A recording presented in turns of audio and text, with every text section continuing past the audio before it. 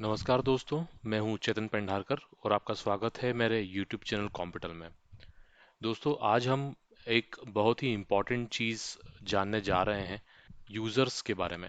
हमारे Linux system के अंदर यूज़र्स कैसे क्रिएट किए जा सकते हैं, यूज़र्स की इन्फॉर्मेशन कहाँ से होती है और उनके पासवर्ड्स की इन्फॉर्मेशन कहाँ से होती है, उनकी password expiry, maximum password days etcetera. तो हम शुरू करते हैं सबसे पहले यूज़र ऐड करने से। तो यूज़र ऐड करने के लिए हमारी कमांड होती है यूज़र ऐड। बहुत सिंपल कमांड है दोस्तों, यूज़र ऐड। हम इसका हेल्प पेज देख लेते हैं जिससे कुछ चीज़ें मैं आपको इसके बारे में बता पाऊँ। हेल्प पेज में हम देखें तो जो चीज़ें हमारे काम की हैं वो है -c, दैट्स कमेंट। इसे जीकोज भी कहा जाता है। तो जब भी आप कोई यूज़र क्रिएट करें, अगर आपको उस यूज़र का कोई डिस्क्रिप्शन देना है तो आप -c लगाकर उस यूज़र का डिस्क्रिप्शन दे सकते हैं। नेक्स्ट चीज़ होती है -e, जिसका यूज़ करके हम एक्सपायरेशन डेट हम डिफाइन कर सकते हैं। इसके अलावा -g और -G की सहायता से हम उस यूज़र को ग्रुप्स का मेंबर बना सकते हैं। इसके बारे में हम आगे जानेंगे, इसलिए अभी बहुत ज़्यादा डिस्क्रिप्शन इस चीज़ का मैं यहाँ नहीं देना चाहूँगा। -p कमांड के द्वारा हम यूज़र क्रिएट करते समय ही उस यूज़र का पासवर्ड भी डिफाइन कर सकते हैं। -s के द्वारा हम उस यूज़र के लिए शेल डिफाइन कर सकते हैं। दोस्तों, लिनक्स के अंदर काफ़ी विभिन्न प्रकार की शेल्स होती हैं। नॉर्मली हमें बैश शेल प्रोवाइड होती है जिसके ऊपर हम कमांड टाइप करते हैं। अगर कोई सी प्रोग्रामर है तो उसके लिए टीएस शेल या टीसी शेल, अलग अलग प्रकार की शेल्स होती हैं जिनका उपयोग किया जाता है। -u के द्वारा आप एक यूज़र को एक नई यूज़र आईडी प्रदान कर सकते हैं। तो इस प्रकार के काफ़ी सारे स्विचेस यहाँ पर होते हैं। फिलहाल के लिए मैं इस हेल्प से क्विट कर लेता हूँ क्यू प्रेस करके, और हम एक यूज़र ऐड करते हैं। यूज़र का नाम मैं दे देता हूँ, यूज़र का मैं डिस्क्रिप्शन दे देता हूँ test user. Minus expiration date set कर देता हूँ। एक्सपायरेशन डेट दोस्तों हमेशा YYYY-MM-DD फॉर्मेट में ही दी जाती है। तो मैं December 31st 2020 की डेट इसके लिए सेट कर देता हूँ और यूज़र का नाम दे देता हूँ टेस्ट। मैं एंटर प्रेस करता हूँ।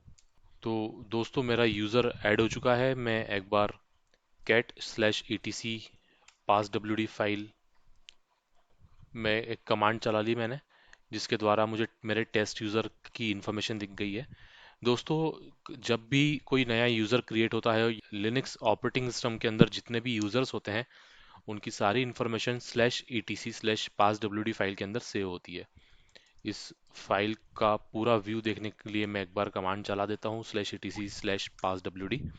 इसमें आप लास्ट लाइन देखेंगे, मेरा यूज़र टेस्ट क्रिएट हो चुका है यहाँ पर, जिसका 1001 जो फर्स्ट फील्ड है वह डिफाइन करती है उस यूज़र का यूआईडी। सेकंड 1001 उस यूज़र का जीआईडी मतलब ग्रुप आईडी दिखाती है। टेस्ट अंडरस्कोर यूज़र जो कि हमने इसका जीकॉस दिया था, जिसे हम कमेंट भी कह सकते हैं, वह दिखा रहा है। /home/test उसकी होम डायरेक्टरी दिखा रहा है। /bin/bash उसकी शेल दिखा रहा है। आप इस उदाहरण के द्वारा भी समझ सकते हैं कि /etc+wd फाइल के अंदर इंफॉर्मेशन कैसे सेव होती है।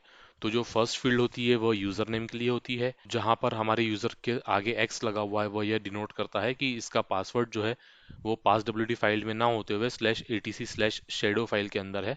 तो हम इस फाइल को भी आगे देखेंगे। 1021 थर्ड फील्ड जो है वो उसकी यूज़र आईडी होती है। हर यूज़र का एक यूनिक यूज़र आईडी होता है। नेक्स्ट फील्ड होती है 1020 जो हमें दिख रही है नंबर 4, वह उस यूज़र की ग्रुप आईडी है। जो भी उसका प्राइमरी ग्रुप होगा उसकी ग्रुप आईडी हमको यहाँ दिखती है। उसकी अगली फील्ड में हम उस यूज़र की इंफॉर्मेशन ऐड कर सकते हैं फिफ्थ फील्ड के अंदर। सिक्स्थ फील्ड में हम उसकी यूज़र की होम डायरेक्टरी दिखाते हैं, जैसे कि हमारे टेस्ट यूज़र की /home/test दिख रही थी हमें। और सेवन्थ फील्ड जो है वो हमारी कमांड प्रॉम्प्ट या उसको जो भी शेल मिलने वाली हो उसकी फील्ड होती है। तो इस प्रकार से हम हमारे यूज़र की सारी डिटेल्स /etc/passwd फाइल के अंदर समझ सकते हैं। मैं फिर से मेरी वर्चुअल मशीन की तरफ चलता हूँ। तो मेरे टेस्ट यूज़र का नाम टेस्ट है, एक्स का मतलब इसकी जो पासवर्ड इन्फॉर्मेशन है वो स्लैश etc पास wd की जगह slash etc slash shadow file के अंदर सेव की गई है। टेस्ट अंडर उसको यूज़र जो मैंने कमेंट दिया था वो यहाँ पर आ गया है। स्लैश होम स्लैश टेस्ट मेरे टेस्ट यूज़र की होम डायरेक्टरी है, और मेरे टेस्ट यूज़र को slash bin slash bash command shell available हुई है। दोस्तों अब हम चलते हैं slash etc slash shadow file की तरफ। यहाँ आप नोटिस करेंगे मेरा जो टेस्ट यूज़र है उसकी इंफॉर्मेशन यहाँ पर अवेलेबल है। मैं इसे ग्रैब कर लेता हूँ जिससे हमें इसे देखने में आसानी हो।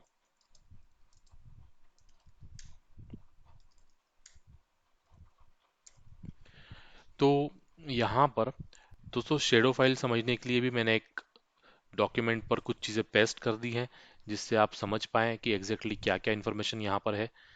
तो शेडो फाइल की स्ट्रिंग के अंदर फर्स्ट फील्ड यूज़र नेम की होती है, सेकंड फील्ड पासवर्ड की होती है, third field last password change की होती है, fourth field minimum password age, fifth maximum password age, sixth warn, seven inactive और एट एक्सपायर्स की होती है।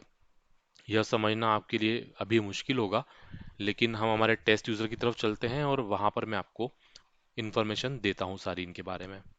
तो दोस्तों सबसे पहला मेरा टेस्ट यूज़र का यूज़र नेम दिख रहा है, उसके बाद जो डबल कॉलम्स दिख रहे हैं इसका मतलब ये है कि अभी इस यूज़र के लिए कोई भी पासवर्ड सेट किया हुआ नहीं है। 18461 यह डिनोट करता है कि 1 जनवरी 1970 से लेकर अब तक 18,461 वैल्यू यह डिनोट करती है कि इस यूज़र का लास्ट पासवर्ड कब सेट किया गया था। नेक्स्ट जीरो ये डिनोट करता है कि कितने समय के बाद मैं इसका पासवर्ड चेंज कर सकता हूँ। जैसे मान लीजिए मैं इसका पासवर्ड अभी सेट करता हूँ, तो अगला पासवर्ड मैं कब सेट कर देता हूँ, यह डेज में होता है। तो अगर मैंने यहाँ जीरो दिया हुआ है तो मैं तुरंत पासवर्ड इसका चेंज कर सकता हूँ, लेकिन अगर मैंने वैल्यू दी है एक या दो, तो मान लीजिए मैंने वैल्यू अगर एक दी हुई है तो मैं एक दिन तक अगली बार इसका पासवर्ड चेंज नहीं कर पाऊंगा। नेक्स्ट फील्ड है 99,999। यह चीज़ बताती है कि इस पासवर्ड की मैक्सिमम एज कितनी होगी, मतलब कितने दिनों के बाद मुझे पासवर्ड चेंज करना मैंडेटरी होगा या कंपलसरी होगा। तो यहाँ पर हमने कोई पासवर्ड एक्सपायरी सेट नहीं की है, इसलिए मैक्सिमम वैल्यू 99,999 यहाँ शो हो रही है। नेक्स्ट फील्ड हमारी होती है वॉर्न, जहाँ पर 7 लिखा हुआ है।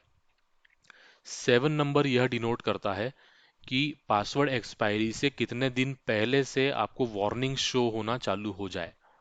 तो यहाँ पर 7 है, तो जब भी पासवर्ड एक्सपायर होने वाला होगा उसके 7 दिन पहले आपको वार्निंग शो होना शुरू हो जाएगी। नेक्स्ट फील्ड कॉलन के बाद ब्लैंक दिख रही है, वह होती है इनएक्टिव यूज़र की फील्ड। यहाँ यह शो होता है कि कितने दिन अगर यूज़र इनएक्टिव हो तो अकाउंट को डिसेबल करना है। तो फिलहाल हमने इस फील्ड को डिफाइन नहीं किया है, इसलिए वहाँ पर वो ब्लैंक दिख रहा है। मान लीजिए अगर मैं यहाँ पर कोई एक नंबर दे देता हूँ 7 दिन का, तो अगर इस यूज़र को 7 दिन के लिए उपयोग नहीं किया जाता है तो यह यूज़र डिसेबल हो जाएगा। नेक्स्ट फील्ड है हमारी 18627। इसका भी मैं आपको बैकग्राउंड दे देता हूँ। दोस्तों जब हमने यूज़र सेट किया था तो यहाँ पर एक एक्सपायरेशन डेट दी थी 31 दिसंबर 2020 की। तो 18,627 यह शो करता है कि कितने दिन बाद यह यूज़र एक्सपायर हो जाएगा, और यह डेट काउंट होती है 1 जनवरी 1970 से लेकर। तो मैं 18,461 और 18,427 का भी आपको काउंट दिखा देता हूँ। तो दोस्तों यह जो यूज़र मैंने क्रिएट किया है टेस्ट यूज़र, ये मैंने क्रिएट किया है 18 जुलाई 2020 को। तो मेरी डेट मुझे काउंट करनी है 1 जनवरी 1970 से। तो आप देखेंगे 18,461 दिन हो रहे हैं, और मेरा जो यूज़र का पासवर्ड एक्सपायरेशन डेट है वो 31 दिसंबर 2020 है। मैं इसे भी कैलकुलेट कर देता हूँ, तो मेरे दिन आते हैं 18,627। हम फिर से हमारी वर्चुअल मशीन पर जाकर देख लेते हैं कि यह जो डेज कैलकुलेट हो रहे हैं 1 जनवरी 1970 से, ये सही है या नहीं। ये देखिए दोस्तों 18,461 और 18,627, तो हमारे जो दिनों का कैलकुलेशन है वो एकदम सटीक है। अब ये जो 1 जनवरी 1970 की तारीख है ये कहाँ से आई? तो 1 जनवरी 1970 की तारीख को लिनक्स के अंदर बेंचमार्क माना गया है। उस तारीख से ही पासवर्ड की कैलकुलेशंस को किया जाता है। इसे दोस्तों इपॉक डेट भी कहा जाता है। 1 जनवरी 1970 को इपॉक डेट भी कहा जाता है। तो दोस्तों आशा करता हूँ आप इन दोनों पासवर्ड फाइल यूज़र कैसे क्रिएट करना है इन चीज़ों को समझ गए होंगे। मैं आपको एक चीज़ और यहाँ पर दिखा देता हूँ कि सबसे पहले मैं cat/etc शेडो फाइल के अंदर जाकर टेस्ट यूज़र की इन्फॉर्मेशन मैं ग्रैब करता हूँ और यहाँ पर जो डबल एक्सक्लेमेशन मार्क है यह डिनोट करता है कि इस यूज़र का पासवर्ड सेट नहीं है। तो मैं पासवर्ड सेट करने के लिए पास wd कमांड चलाऊंगा और आगे यूज़र डिफाइन कर दूंगा। दोस्तों यूज़र डिफाइन करने की परमिशन सिर्फ रूट यूज़र को ही होती है। तो अगर एक नॉन रूट यूज़र अपना पासवर्ड चेंज करना चाहे तो वह सिर्फ पास wd कमांड चला सकता है, उसके साथ में कोई यूज़र डिफाइन नहीं कर सकता। तो फिलहाल मैं रूट यूज़र पे हूँ इसलिए मैं पास wd टेस्ट कमांड चलाता हूँ। यह मुझे प्रॉम्प्ट दे रहा है न्यू पासवर्ड के लिए, तो मैं यहाँ पर न्यू पासवर्ड एंटर कर देता हूँ। तो इस प्रकार से मैं पासवर्ड अपडेट कर चुका हूँ और मैं फिर से एक बार शेडो फाइल में ग्रेप टेस्ट कर लेता हूँ। तो आप यहाँ नोटिस करेंगे कि मैं पासवर्ड चेंज कर चुका हूँ अपना। मैं एक बार आपको फिर से cat/etc शेडो फाइल दिखाता हूँ। यह देखिए, तो इस प्रकार से शेडो फाइल हमारी होती है। दोस्तों इस वीडियो में इतना ही था। मैं आपको यूज़र ऐड की इन्फॉर्मेशन दे चुका हूँ इस वीडियो में। /etc/passwd को हमने समझा, /etc/शेडो को हमने समझा। फिलहाल इस वीडियो में इतना ही था।